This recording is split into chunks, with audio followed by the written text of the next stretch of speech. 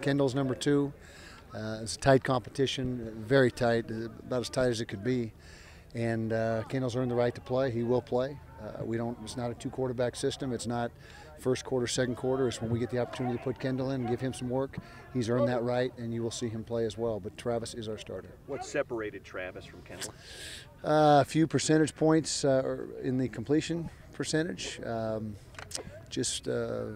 Experience was another factor. But it was close. It was, like I said, it was just about a dead heat. So what did Kendall do to earn playing time whenever and wherever it comes? Because he was so close. It was such a close battle. It was neck and neck, and he will get his opportunity, without a doubt.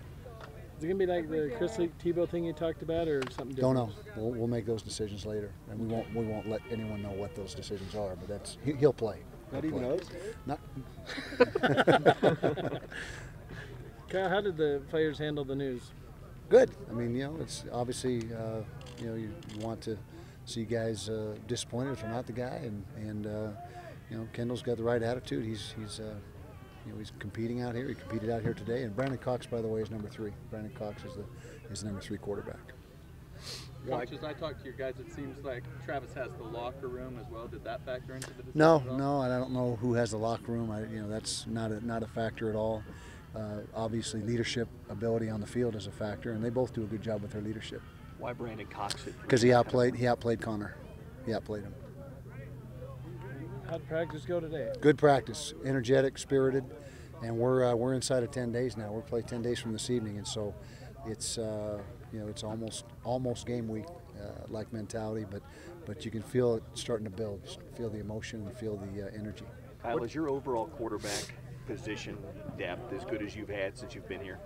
Yeah, I think that's without a doubt, at least since I've been the head coach. Right. And as long as I can remember, it probably is better right now depth-wise. But I guess time will tell. That remains to be seen. How we perform. What did you do with the running backs on the depth chart? They're all still bunched together, and there's still more evaluation to be made there. They'll all play. I can just tell you right now, they're all going to play in the game on Thursday night, week from Thursday, and we'll let that separate itself out based on play in the game. Could you talk to us about the changes at wide receiver? Tim Patrick's starting now. Yeah, Tim Patrick has earned a job. He had an exceptional fall camp. Him and Scotty and Drez, are our top receivers right now. There's a group right behind them: Damo, Hatfield, Delshawn McClellan, Kalen Clay. I mean, we got a good group of receivers, and it's, like I said earlier in fall camp, it's a whole different look than what we had in spring. How many receivers are you planning on playing? Probably 6, 7 right in there, and we travel 8 typically, but 6 or 7 will be in the rotation.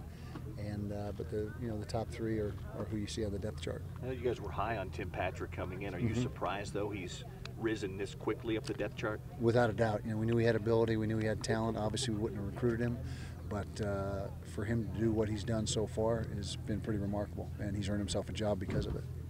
Now that you got the depth chart solidified, how does practice change? You focused in on Idaho State now, or? Yeah, we broke into scout teams today, so we're working scout work against Idaho State looks. Other than that, not a lot of change. There'll be no more live work.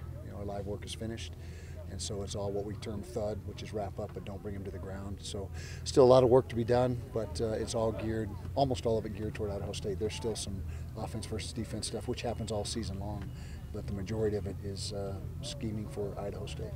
Does the offense change much when Kendall's in? A little bit more Q run game emphasis. So obviously, that's his strong suit, one of his strong suits, and so when Kendall's in, it would be more likely to have the QB run games dialed up, play action pass off of those QB run games. So yeah, just a little bit. They're not markedly different, but there is a little bit difference in their skill set. But you don't want Travis not to run. Oh, he'll run the ball as well. Absolutely, there'll be Q run game for Travis as well. That's going to be part of the package. How do you feel about the guys up front, Kyle, solidifying your 5 starters?